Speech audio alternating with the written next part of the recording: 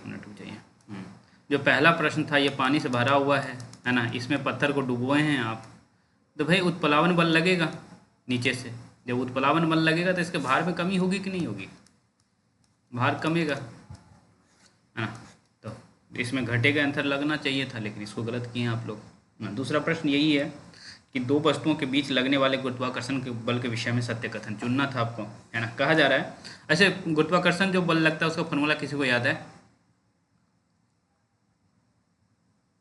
हाँ, किसी को याद है? 6.67 एफ बराबर न्यूटन मीटर पर सर मीटर स्क्वायर। 6.6 सॉरी, मैं फार्मूला पूछ रहा हूँ, मैं वैल्यू थोड़ी पूछ रहा हूँ जी का, मैं फार्मूला पूछ रहा हूँ कि भाई एफ बराबर क्या होता है। G equal to m1 and m2 by t square। यही होता है ना, या डी स्क्वायर नीचे में रहता है, यही फार्मूला होता है, m1 g into हाँ यही होता है ना। तब जब ये फार्मूला आपको पता है और पहला केस दे रखा है कि एक वस्तु का द्रव्यमान दुगुना कर रहे हैं, इनमें से किसी एक का दुगुना कर रहे हैं, है ना, तो भाई क्या हो जाएगा। तो ऑब्वियस सी बात है, जो नया वाला फोर्स होगा एफ डैश मान लेते हैं उसको, तो जी एम मान लीजिए, वैसे ही रहने दें, एम कर रहे हैं अपन आर स्क्वायर, तो ये क्या हो जा रहा है 2 G M M upon R square हो रहा है। तो भाई वो दुगुना हो जा रहा है कि नहीं, जो एफ डैश है आपका वो दुगुना हो जा रहा है, एफ डैश नीचे होगा, ये ऊपर रहेगा, है ना। सर स्क्रीन शेयर कीजिए। राखी क्या चल रहा है भाई, सही नहीं चल रहा है सब कुछ, कैसे काम चलेगा। स्क्रीन तो चलिए हम दिखा देंगे, लेकिन काम नहीं चलेगा इससे। साइंस यदि आप लोग 8 में से 8 सही नहीं करी तो क्या मतलब है एक एक लाइन पढ़ने का, और इस तरह से टाइम दे करके। मैं चाहता तो भाई ग्रेजुएशन में क्या पढ़ाना था मुझे, हाँ 2 घंटे में कहता कि चलो हो गया, अब क्यों हफ्ता भर देना, है ना। जब हफ्ता भर देने के बाद ये स्थिति आप लोग करेंगी तो काम नहीं चलेगा ऐसे। तो देखिए पहला केस यही था कि भाई आपको जो है एक वस्तु का द्रव्यमान आपने दुगुना कर दिया, तो फोर्स क्या हो रहा है, जो ओरिजिनल फोर्स था उससे दुगुना हो गया कि नहीं, G M M upon R square, उससे पहले 2 लग गया, इसका मतलब दुगुना हो गया ये, है ना। सेकेंड केस ये था कि यदि वस्तु के बीच की दूरी आधी कर दी जाए तो बल 4 गुना हो जाएगा। वस्तु के बीच की आधी कर दूरी हम आर का वैल्यू r/2 कर दे रहे हैं ना, नया एफ डैश जब हम निकाल रहे हैं तो जी एम एम अपॉन r/2 का स्क्वायर हो जाएगा, ओके। तो जी एम एम अपॉन r/4 हो जाएगा, और 4 ऊपर पहुंच जाएगा ये, ओके, 4 पहुंच जाएगा ऊपर। जब ऊपर पहुंचेगा, है ना, ये जब ऊपर पहुंचेगा तो 4 g m upon R square हो जाएगा, है ना। तो जब ये हो जाएगा तो 4 गुना हो रहा है कि नहीं, है ना, G M M upon R square जो ओरिजिनल फोर्स था उससे 4 गुना हो जा रहा है। ऐसे ही अब क्या जा रहा है कि भाई दोनों वस्तुओं के द्रव्यमान को यदि दुगुनी कर दी जाए तो बल 4 गुना हो जाएगा। इस पर क्या आ रहा है, दोनों वस्तु के द्रव्यमान को दुगुना करना है, ओके। तो एफ डैश हम निकालना चाहेंगे तो जी पहले वस्तु को भी दुगुना कर रहे हैं और दूसरे वस्तु के भी द्रव्यमान को दुगुना कर रहे हैं अपॉन आर स्क्वायर, ओके। तो 2 और 2 मल्टीप्लाई करके 4 हो जाएगा M M upon R square, okay. तो ये 4 गुना हो गया कि नहीं, तो सारा का सारा केस सही था, ओके। तो उपयुक्त में से एक से अधिक होता है इसका उत्तर। तो आप लोग कैसे करेंगी? तो सर भारी वाला सारा साइन सही है, इजी वाला ही गलत हो गया तो फिर क्या भारी वाला मेरा ना जो इजी वाला है ना वही गलत हो गया, जो भारी है वो सब बन गया, ये मेरा सही है। चलिए अच्छी बात है। कंचन इसको गलत की हैं, दीपमाला, रितु, गुलाब, सुप्रीति, सागर, राखी, रीना ये सब गलत की हैं, है ना। मुक्त पतन वाला, है ना, मुक्त पतन वाला क्यों गलत हो गया कंचन, ये तो आसान प्रश्न था ना भाई। जब भी मुक्त पतन होगा फ्री फॉल होगा, जी का जो वैल्यू, जी का वैल्यू मीटर 9.8 मीटर प्रति सेकेंड स्क्वायर, कंचन को कह रहा हूँ मैं, है ना। तो यही होगा, तो ऐसा क्यों गलत हो गया, इसमें क्यों जीरो आप लोग लगाई हैं, बहुत सारे लोग जीरो लगाए हैं, ये जीरो क्यों होगा, ये होता है वैल्यू आप पढ़ रखी हैं, है ना। सर मुक्त पतन दिया था ना, इसलिए हम नहीं सोच पाए। नहीं तो ये सब एक्सक्यूज नहीं चलेगा, हमको सीधा आंसर चाहिए सही सही, है ना, और उसके लिए पढ़ना होगा। चलिए ये जो 34 नंबर का क्वेश्चन है कह रहा है एक गेंद ऊर्ध्वाधर दिशा में ऊपर की ओर 49 मीटर पर सेकंड के वेग से फेंकी जाती है, वह किस अधिकतम ऊंचाई पर पहुंचेगा, है ना। तो ये आपको u दे रखा है 49 मीटर पर सेकंड, है ना। और इस केस में भी क्या होता है आप लोग को सबको पता है कि नहीं पता है? इस केस में भी क्या होता है, कितना हो जाएगा भी? यदि कोई वस्तु 0 है। ऊपर की ओर फेंक रही है, 0 भी हमेशा क्या होता है? जीरो। भी हमेशा माइनस में होगा। भी हमेशा 0 होगा, है ना। जो हाँ 0 है सर, भी 0 है। मैक्सिमम ऊंचाई पर पहुंचता है जब, तो भी 0 होता है। ओके, तो आपको u पता चल गया है और भी पता चल गया है। आपसे पूछा जा रहा है कि s क्या होगा, ऊंचाई के बारे में पूछा जा रहा है ना। तो भी स्क्वायर बराबर यू स्क्वायर प्लस 2as होता है। ओके, और यहाँ a की जगह हम g लिख सकते हैं, हमें नेगेटिव लेना पड़ेगा क्योंकि हम मोमेंट ऊपर की तरफ कर रहे हैं और g नीचे की तरफ लग रहा है। ओके, इसीलिए g का वैल्यू हम नेगेटिव लेंगे, हालांकि इसे कोई फ़र्क पड़ना नहीं है फिर भी। ओके, तो हम g का वैल्यू यहाँ नेगेटिव लेंगे, तो यहाँ भी बराबर आपका 0 आ गया है, ये 0 का स्क्वायर, और u का वैल्यू कितना है 49 का स्क्वायर प्लस 2, g का वैल्यू -9.8 और x निकालना है। ओके, तो देख लीजिए ये सभी वैल्यू हम इधर ले आते हैं। ओके, ये सभी हम इधर ले आते हैं तो हो जाएगा 2, और माइनस इधर है तो ये प्लस हो जाएगा, तो हटा देते हैं, इंटू 9.8 इंटू एस। ओके, बराबर 49 इंटू 49। ओके, अब देखिए कैलकुलेशन कितना आसान हो जाएगा, एस का वैल्यू निकालना है।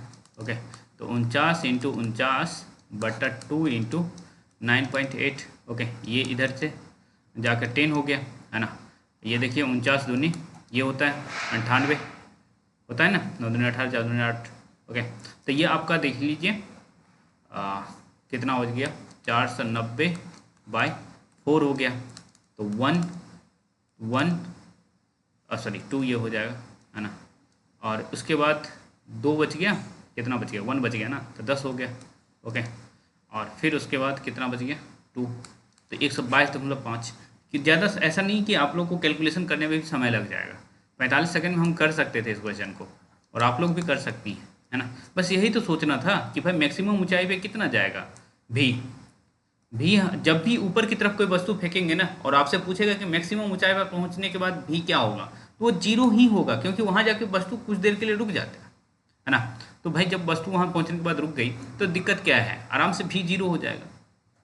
इस तरह से भी 0 लिए, और g का वैल्यू में कोई दिक्कत नहीं है, g का वैल्यू आपको पता है कि भाई 9.8 होगा, और ये माइनस में होगा क्योंकि देखिए वस्तु गति इधर की तरफ कर रही है और g का वैल्यू जो है हमेशा नीचे की तरफ होता है, तो जब अपोजिट डायरेक्शन में है इसलिए हम g नेगेटिव ले रहे हैं, और ऐसा आपको निकालना है। यही इक्वेशन को हमने सोल्व कर दिया।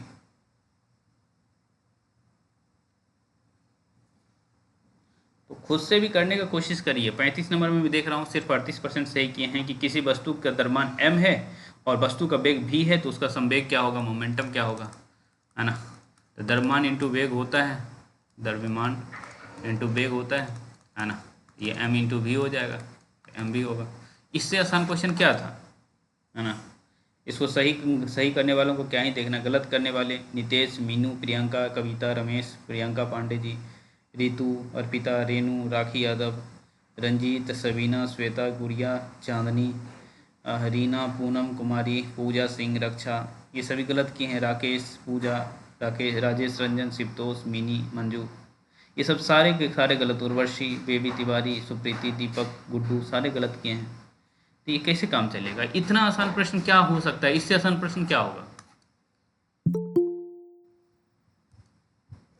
संवेग यही होता है ना कि कुछ और होता है जो आप लोग गलत किए हैं?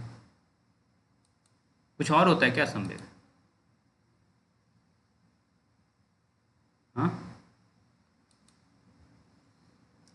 भाई, जब साइंस पढ़ाने का क्या फ़ायदा है फिर, जब आप लोग रिवीजन नहीं करेंगी, है ना, देखेंगे नहीं, फार्मूलाज को नहीं देखेंगी, कैसे काम चलेगा? चलिए आगे देखते हैं। एक गाड़ी का द्रव्यमान आपको दे रखा है 1500 kg, है ना, m का वैल्यू दे रखा है 1500 kg। फिर उसके बाद कहा जा रहा है यदि गाड़ी को 1.7 मीटर प्रति सेकंड स्क्वायर के ऋणात्मक त्वरण के साथ विश्रामावस्था में लाना है ना, और a का वैल्यू दे रखा है -1.7 मीटर पर सेकंड स्क्वायर। ओके, और वस्तु को विरामावस्था में ला रहे हैं तो कितना बल लगाना पड़ेगा, या सड़क द्वारा कितना बल लगाया जा रहा है। तो भाई आपको मास दे रखा है और एक्सीलरेशन दे रखा है, तो सिंपल सी बात, बल लगाने के बाद और ये दोनों को मल्टीप्लाई कर देना। एम इंटू ए होता है ना, द्रव्यमान इंटू त्वरण होता है ना। फोर्स का मतलब तो यही होता है, द्रव्यमान इंटू त्वरण। या फिर दो एक चीज़ और पढ़ रखी हैं आप, M into V minus U by T, है ना। तो ये संवेग में परिवर्तन की दर को हम U minus V by T को हम तो ए लिखते हैं ना, या तो ये u और v के फॉर्म में दिया रहेगा तो हम इस तरह से निकालेंगे, सीधा a दिए दिया है तो इस वाले फॉर्मूला से निकालेंगे। 1500 इंटू 1.7 है ना, इन दोनों को मल्टीप्लाई कर दीजिए, है ना, तो हो जाएगा आपका 2550 न्यूटन, है ना। नेगेटिव में है तो भाई नेगेटिव मतलब हुआ कि बल अपोजिट डायरेक्शन में लग रहा है ना, गाड़ी इधर जा रही है, बल इधर की तरफ से लग रहा है, तब तो गाड़ी जाकर रुक जा रही है। और 37 नंबर भी प्रश्न, इतना आसान प्रश्न कैसे आप लोग गलत कर दी, मात्र 26% सही किए हैं, है ना। 37 नंबर का जो प्रश्न है ना, कहा जा रहा है जब किसी छड़ी से दरी को पीटा जाता है तो धूल कण बाहर आ जाता है, यहाँ गति का कौन सा नियम कार्य कर रहा है ना।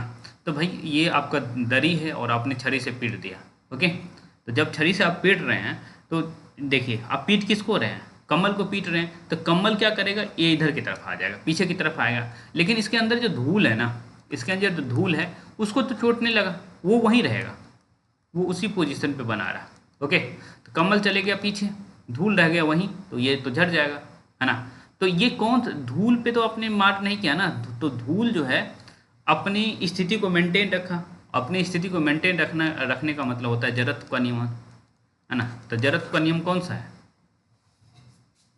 किस न्यूटन, प्रथम नियम, हाँ प्रथम नियम ना, प्रथम नियम। हाँ तो प्रथम नियम क्यों आप लोगों ने मन नहीं मारा है। 26% में करीना है, रेनू है, रवि है, प्रियंका, रंजीता, दीपक, रेनू, एक विपिन है, संजू है, रंजीत है, अस्मिता, विनीता, गुड्डू और राधा रानी, बस इतना है, ओके। तो कैसे काम चलेगा, गलत करने वालों को भी नाम पढ़ दें, सारे के सारे तो गलत ही किए, 51% द्वितीय लगाए हैं, उसके बाद जो है तीसरे में लगाए हैं 23%। तो क्या आप लोग को क्या चाहिए, क्यों नहीं समझ आ रहा है, थोड़ा सोचते क्यों नहीं भाई। यहाँ ऐसा तुक्का मारने पे मत उतरिए आप लोग कि भाई तुक्का मार के हम साइंस सही कर लेंगे, ये सबसे नहीं होने वाला है। या तो कह दीजिए कि भाई साइंस आप कितना भी मुझे पढ़ा लीजिए, मैं सही नहीं करने वाली हूँ, नहीं करने वाला हूँ, तो छोड़ देंगे साइंस पढ़ाना, तो ठीक रहेगा भाई, हमारा भी समय बचेगा, क्या दिक्कत है, क्या ज़रूरत है फिर, जब आप लोग को यही करना है तो, है ना। भाई धूल को हमने, कम्बल को पीटा, कम्बल गया पीछे, धूल रह गया, अपने स्थान पे रहने या अपनी स्थिति को मेंटेन करने को जड़त्व का नियम कहते हैं, जड़त्व का नियम प्रथम नियम है, इनमें क्या दिक्कत था, क्यों 26% ही सही हुआ है। खैर 38 की तरफ आते हैं।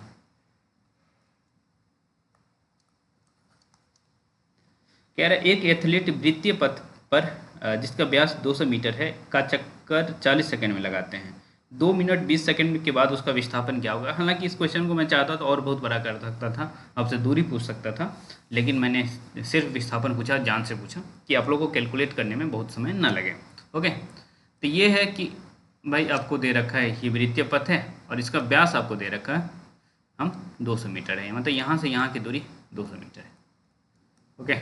व्यास का मतलब यही होता है। और कह रहा है 40 सेकेंड में जो है एक चक्कर लगाता है, तो 1 मिनट 20 सेकेंड में कितना, मतलब कितना विस्थापन होगा। तो 1 मिनट 20 सेकेंड का क्या मतलब हुआ, इसको 40 के टर्म में आप लोग देखना शुरू करिए।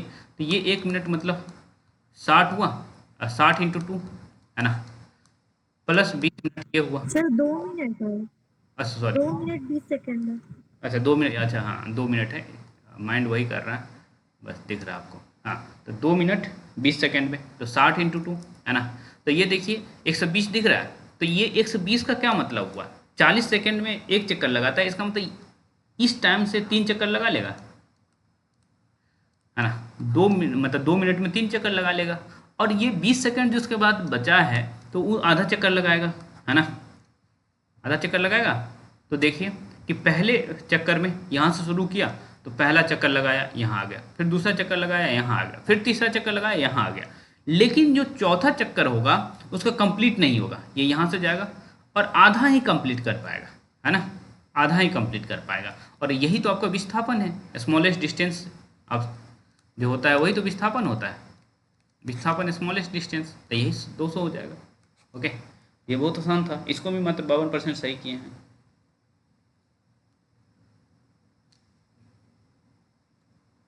चलिए 39 देखते हैं। 39 क्वेश्चन आप लोग चाहते तो गलत करते, कोई फ़र्क नहीं, हाँ गलत भी किए हैं, ऐसा नहीं गलत नहीं किए हैं। ओके, कह रहे हैं कि अब्दुल गाड़ी से स्कूल जाने के क्रम में औसत चाल 20 रखता है। ओके, और आने के क्रम में औसत चाल जो है 40 रखता है ना। तो इस पूरे के पूरे जर्नी में उसका औसत चाल कितना रहा? ओके, जाते हुए 20 रखा था, आते हुए 40 रखा है ना। मान लीजिए थोड़ी देर के लिए कि टोटल डिस्टेंस 80 था, या मान लीजिए 40 ही था, कोई फर्क नहीं पड़ेगा। ओके, 40 था टोटल डिस्टेंस, ठीक है। तो 20 किलोमीटर प्रति घंटे के स्पीड से चलेगा तो जाने में कितना समय लगेगा? 2 घंटा, ठीक। और आते हुए 40 किलोमीटर प्रति घंटे के स्पीड से चला तो आने में कितना समय लगा? 1 घंटा। ओके, तो टोटल टाइम कितना लग गया? 3 घंटा। 3 घंटा समय लगा, 3 घंटा समय लग गया इधर। और साथ ही साथ ये डिस्टेंस कितना कवर किया? 40 गया और 40 आया, तो कुल मिला के 80 किलोमीटर चला है और 3 घंटे में चला है, तो 26.2/3 होता है। इसी को 26.66 लिखा जाता है, 26.67 हो गया। ओके, तो ये पहला ऑप्शन सही होता। तो आसान है कि नहीं? आप लोग देखिए, वही क्वेश्चन नहीं करेंगे, आ गया तो आप कहेंगे कि भाई कैसे सॉल्व करते हैं, ऐसे सॉल्व करते हैं, एग्जाम में आ जाएगा। कम से कम जितना क्वेश्चन मैं पूछता हूँ उसी को आप करके रट के चले जाइए, कम से कम इतना ही कर लीजिए आप लोग। इसके आधार पे भी आप सही कर लेंगे, क्योंकि लाइन बाय लाइन हम क्वेश्चन बना रहे हैं, आपको टेक्स्ट से क्वेश्चन दे रहे हैं, आपको एक्सरसाइज से क्वेश्चन दे रहे हैं। ओके, तो आपका काम चल जाएगा। चलिए, वेग में परिवर्तन की दर को त्वरण कहते हैं, ये तो 91% सही किए हैं, ये अच्छी बात है। लेकिन देखिए, जब इस तरह के क्वेश्चन से कट ऑफ पे कोई फर्क नहीं पड़ेगा, है ना, कि जिस क्वेश्चन को 91% छात्रों ने सही कर दिया है उस क्वेश्चन से कट ऑफ पे क्या फ़र्क पड़ेगा? कोई फ़र्क नहीं पड़ेगा। लेकिन जिसको मात्र 35% सही कर रहे हैं, 26% सही कर रहे हैं, है ना, उससे बहुत फर्क पड़ेगा। जो इस 26% के अंदर में आ गया उसी का सिलेक्शन होगा ना, है ना। कितने, आप मान लीजिए कि इसी बार कितना फॉर्म फिलअप हुआ था? 6000 के आसपास फॉर्म फिलअप हुआ था, है ना। 1000 लोग मान लीजिए सेलेक्ट हुए हैं, हाँ, तो 1/6 ही तो रहा है ना। देख लीजिए कितना परसेंटेज है, तकरीबन 20% से भी कम ही है। तो आपको उस कैटेगरी में आना है ना। हिंदी सभी के सभी सही करेंगे, ये मत आप लोग भूलिए। आप लोग अब अच्छे से पढ़ लें तो आप लोग भी हिंदी अब अच्छे से सही करेंगे, है ना। जो यूपी के स्टूडेंट होते हैं वो बहुत अच्छे से सही कर लेते हैं हिंदी। ओके, तो आप लोग भी अब अच्छे से करेंगे। लेकिन साइंस अच्छे से नहीं करेंगे, मैथ्स अच्छे से नहीं करेंगे, तो फिर कहाँ होगा सिलेक्शन? जब 20,000 की भीड़ पहले से आ चुकी है और अब स्टेट 4 होने वाला है ना, तो उसमें आप अच्छा नहीं करेंगे या नहीं करेंगे तो फिर कैसे सिलेक्शन होगा? इसीलिए आप लोग साइंस मैथ्स पे फोकस करिए। हिंदी सबका अच्छा हो जाएगा, लेकिन साइंस मैथ्स पे कम से कम जो क्वेश्चन बता दिया जाता है उसी क्वेश्चन को पढ़िए, किताब टेक्स्ट पढ़िए, है ना। और हमें आ सकता है तो आपको भी आ सकता है, ऐसा नहीं कि नहीं आ सकता है ना। अब ये सब देख करके बहुत लोग जो हिंदी वाले हैं वो डर जाएंगे, लेकिन भाई आराम से कर पा रहे हैं ना, सुनिए कि नहीं कर पा रहे हैं। आप लोग भी डरिए मत, होगा आराम से। चलिए, मैथ्स में भी दिक्कत थी क्या, देख लें मैथ्स में क्या स्थिति है आप लोगों की। मैथ्स तो वैसे बहुत आसान आसान पूछा था मैंने, मैथ्स की स्थिति ठीक ही है। हाँ, हिस्ट्री आप लोग अच्छा कर रहे थे, ये दिख रहा था, हिस्ट्री में अच्छा कर रहे थे आप लोग, है ना। पर मैथ्स में 60, 80, 38 ये काहे गलत हो गया है? देखिए तो 23 नंबर का क्वेश्चन क्या था? 23 नंबर का क्वेश्चन देखते हैं।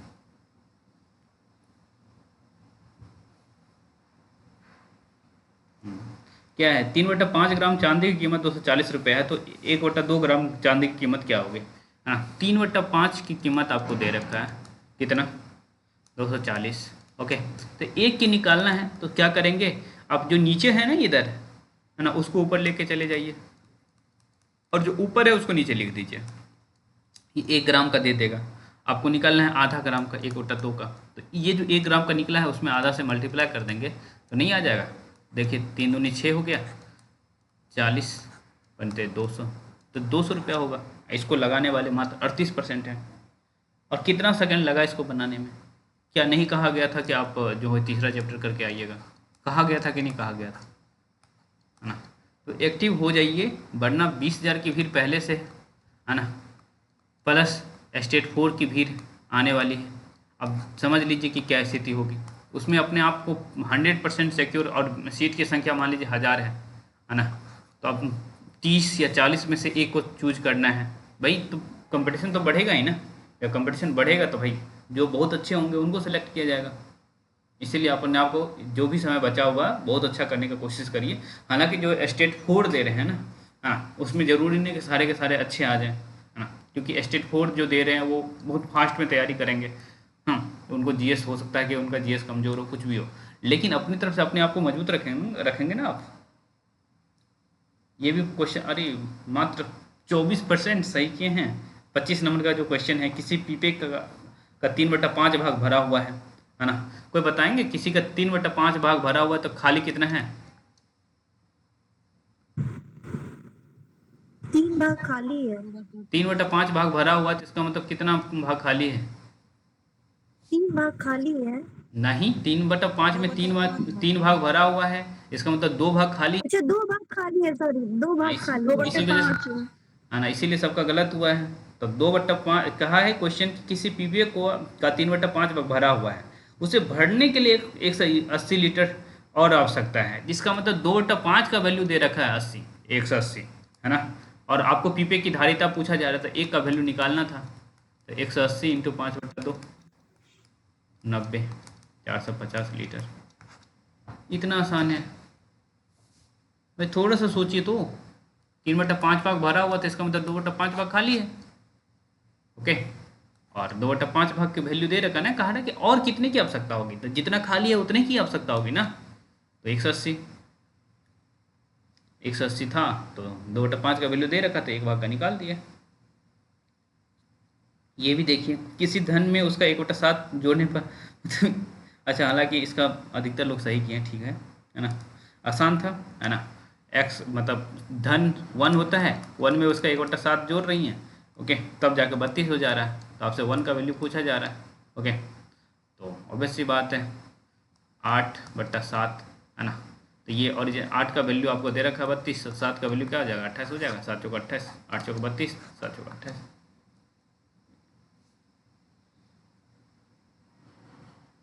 ये क्वेश्चन कैसे गलत कर रही है, मतलब हमने इस क्वेश्चन को जब मैं पढ़ा रहा था आप लोगों को, तो ये सेक्शन छोड़ दिया, इसीलिए कि भाई ये तो आता होगा आप लोगों को, है ना, कि भाई किसी अंक 30,746 में किसी अंक का स्थानीय मान सबसे अधिक, सॉरी, किस अंक का स्थानीय मान सबसे अधिक होगा, है ना। तो भाई और उपयुक्त में से कोई नहीं लगाने वाले, मात्र 31% है। बहुत लोग 0 लगा दिए हैं, बहुत लोग 7 लगा दिए, बहुत लोग 6 भी लगा दिए हैं।